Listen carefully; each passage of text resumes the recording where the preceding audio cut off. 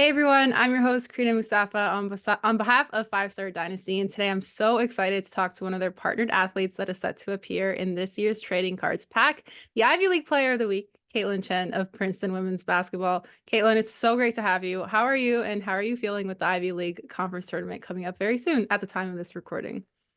I'm doing great, and or I guess I am. I'm just really excited for this weekend. It's going to be some great competition. Looking forward to playing in some highly competitive games. Yeah, I've definitely really enjoyed watching the Ivy League this season, so I'm excited to watch the tournament. For those real quick who are kind of new here, Five Star Dynasty is a trading card game, and the 2023-2024 Premier Set is set to feature 60 student athletes in 15 different sports from over 40 different colleges, including all division, over 20 conferences, and a variety of institution types. Their goal is basically to represent underrepresented schools, stories, and athletes. And if you missed our first interview, I did an interview with Aaliyah Gales of USC, so make sure you head over to the Five Star Dynasty YouTube channel and Instagram page to catch that. But Kaitlyn, let's get into it. Firstly, how do you feel being included in this year's trading card set? I mean, I think it's really cool. It's honestly pretty special. I never thought I would ever be on a trading card, so I mean, I guess that just says it all. Have you had any like kind of surreal moments with any like fans maybe that you've kind of had to interact with like throughout your collegiate career? Um, Honestly, maybe one last weekend. It was our senior night, so a lot of the townies that usually come to our games came out and supported as usual. It's super awesome to always see them there. And one of the younger girls, I guess, who has been coming to our games for like the past however many years, she made a poster for me that said like Kaitlyn Chen, and then there were pictures on it from my sophomore year, and we were wearing masks because of COVID. And I was like, oh my God, wow, that felt like so long ago. So that Oh, was kind of like a oh my God moment.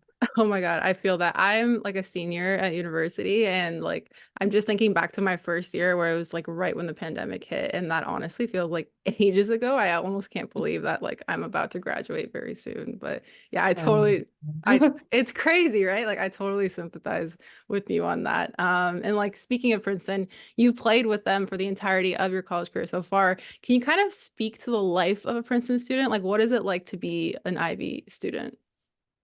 I feel like there's a lot of emphasis on the student. Like I feel like we're able to be who, not just like a basketball player, we can just be normal people. And I think that's just how it is in a lot of Ivy League schools. Like you sort of just get to be someone besides just being a basketball player. Like I feel like outside of, I mean, Jadwin, which is our gym, when I'm going to classes and walking around, spending time with my friends, like I don't feel like I have like that attachment to like Princeton basketball. Like I feel like I can just be me.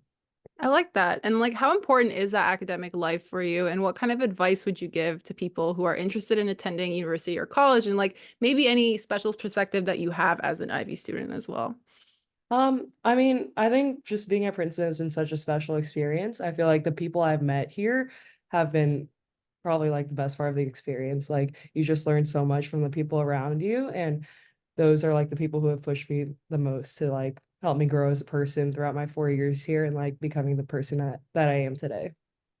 I like that. And I know you're in the transfer portal for next year to play your grad year. What are some of the factors that you consider when looking for your next school, whether that is like on the academic side or the basketball side? I think obviously academics and um maybe a little bit location, and obviously basketball is going to be a big part of it too. But just finding somewhere that's a good fit for me, I guess. And I guess finding another set of people that have another set of people that will suit me well and like I'll be able to get along with. Yeah, absolutely. Like I feel like environment is always like such a huge part of it. So for sure that's a good aspect of it. What are your career aspirations beyond school? That's a great question. I'll be honest, I am still trying to figure that out myself. I feel like I came into college, I was on the pre-med track. I took all the pre-med requirements, and then I was intended to be a molecular biology major, but last minute I switched out. So now I'm doing medical anthropology. And it honestly has given me a different perspective into like the medical field. It looks at the healthcare system through a more like social aspect. And I think it's something that I wasn't or I guess I didn't have like that kind of perspective on before when I was just taking, your typical chemistry, biology classes. So I'm really grateful for that. And I guess I will take my fifth year and hopefully something will tell me what I want to do next. Yeah, I definitely sympathize with that. I'm definitely not on the level of like doing anything science in school. Like I'm studying sport media and very much like is my career, but I'm also kind of like sometimes like I don't know actually what I want to do within this industry itself. So I definitely understand you there. Do you have any like studying tips that you've kind of developed over the years to kind of help you with keeping up with all of this? Um, I think every person's different.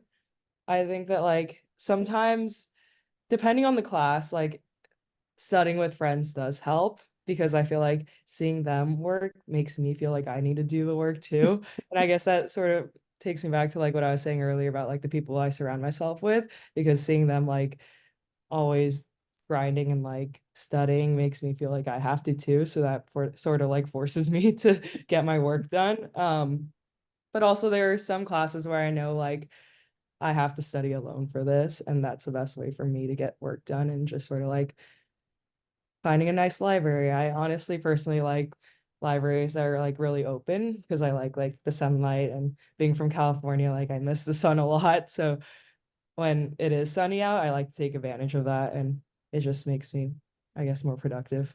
I love that. Yeah, yeah. There's definitely situations where like this is either going to turn into like a chatting session or actually going to be able to hold each other Yeah. accountable. So I definitely understand that. But let's talk about your basketball play for a second, because for those who haven't seen you play, I think I would best describe you as just like an absolute hooper. Like I just love to watch you play. How would you describe yourself as a basketball player? I think I'm really competitive. I really don't like losing. Yeah. And then I think I also just like having fun. Like basketball should be fun, and that's the way like it I guess a sport should be intended to play. And I think I play my best when I'm having a good time with my friends. So I like that. And I can definitely see the competitiveness as well too. But yeah, honestly like you at Princeton has been so cool to watch. If you had to reflect on your years at Princeton as both like a student and a player, what would you say is like the biggest lesson that you've learned? um hmm. I think just to constantly like push yourself. Like obviously there are going to be tough times. I think all college athletes go through their ups and downs throughout season and throughout their whole collegiate career, but just like sort of sticking with it and pushing through those tough times, like it's extremely rewarding when you get to the other side of it. I like that. And kind of the last thing, what motivates you in life and like what qualities would you say make you the person that you are? I think just finding things I'm passionate about, like obviously basketball is one of them. And I think surrounding myself with amazing people, like I'm more than willing to do anything for all of my teammates and my coaches. So that sort of makes playing basketball that much easier. And I guess academically, like finding things, once again, finding things that I'm interested in and passionate about. Like if I'm interested in something, like it makes writing a paper or studying for that topic that much easier.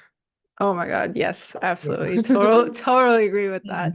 And then kind of to wrap things up, like if you wanted to tell the viewers maybe what they should know about Princeton and your team kind of heading into March Madness here.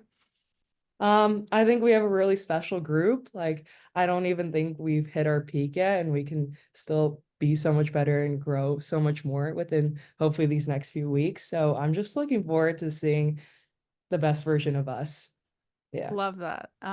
Thank you so much for joining me and for your time. That's Kaitlyn Chen of Princeton basketball. Make sure to check them out throughout the conference tournament and as March Madness is kind of around the corner.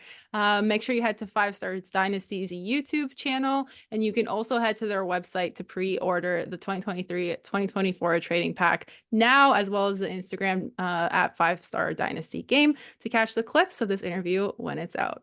Thanks so much for catching us.